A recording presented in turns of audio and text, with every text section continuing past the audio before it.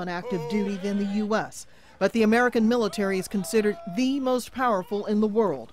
Now, U.S. Defense Secretary Chuck Hagel says he must cut the overall size of the military, the majority of them in the Army, from 525,000 to 440,000.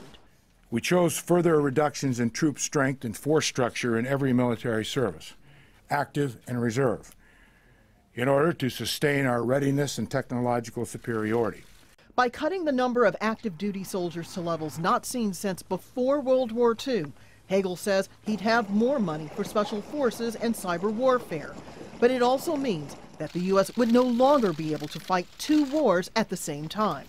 Well, as the Secretary has laid out in detail, this budget proposal represents a responsible and, more importantly, a realistic way forward. The Pentagon is under pressure to cut as much as $1 trillion in spending in the next 10 years to help balance the federal budget. So, Hagel says that means closing some U.S. bases, cutting orders for weapons, planes, and ships, and trimming benefits for veterans and military families. But members of Congress don't like any of these options for two reasons: jobs and promises made to the troops.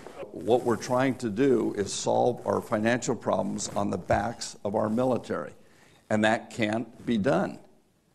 If it could be done, it shouldn't be done.